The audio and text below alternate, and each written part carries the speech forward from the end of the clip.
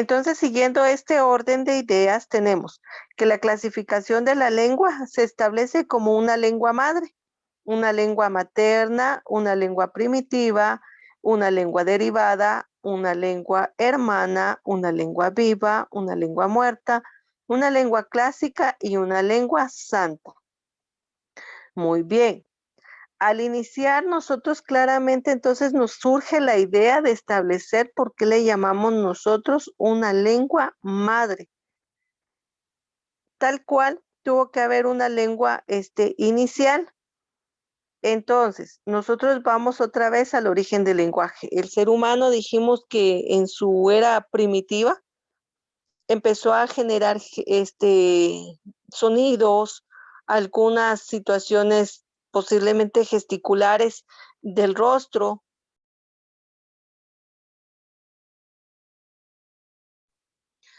En este caso, posiblemente tenía algunos ademanes, algunos gestos que le hacían a él comunicarse con la persona que estuviera en su entorno. De ello, entonces, acá podemos observar estas tres primeras que nos muestra pantalla. En este caso, van a tener una similitud en cuanto a su definición o la descripción que vamos a dar de ella. Si yo estoy hablando entonces de una lengua primitiva, es decir, la primera que surge, vamos a entender entonces que va a ser toda aquella que se habla en su origen antes de las invasiones o migraciones o evoluciones del ser humano. Esto estamos diciendo nosotros en forma generalizada que va a ser la primera. No necesariamente cuando emigró, hubo un cambio, no necesariamente cuando llegó a un lugar tuvo esa adaptación, sino fue la primera forma en que el ser humano se comunicó con otro.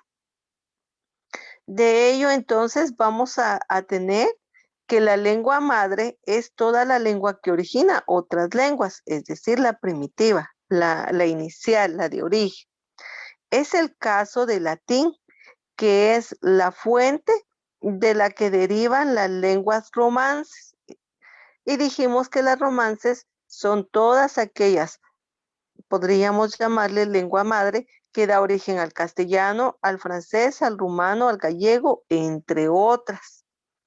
Y las lenguas indoeuropeas, que también tienen como base de latín y que casi toda la totalidad del idioma europeo en la actualidad derivan de latín como tal. Entonces acá vamos a tener que el latín, vamos a llamarle una lengua madre y que en su momento la lengua romance vamos también a determinarla como una lengua primitiva, porque es la que dio origen a otras lenguas, es decir, al castellano, al francés, al rumano, entre otros idiomas que hoy en día se hablan como tal.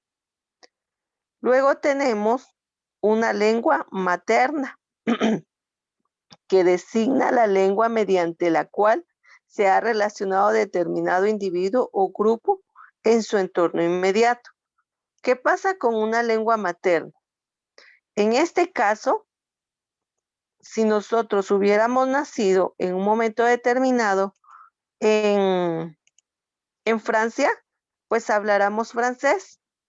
Si nosotros hubiéramos nacido en Alemania, habláramos alemán.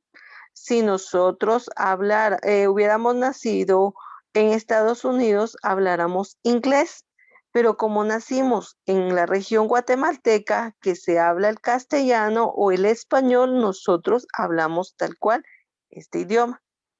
Y algunos tienen la fortuna de haber nacido en un seno materno donde se habla un idioma maya y hablan su idioma maya.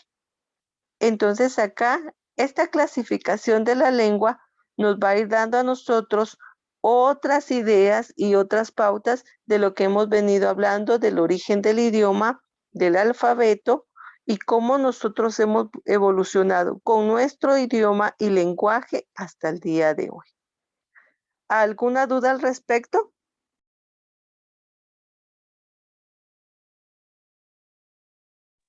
Ninguna, señora. Muy bien. Entonces vamos a dejar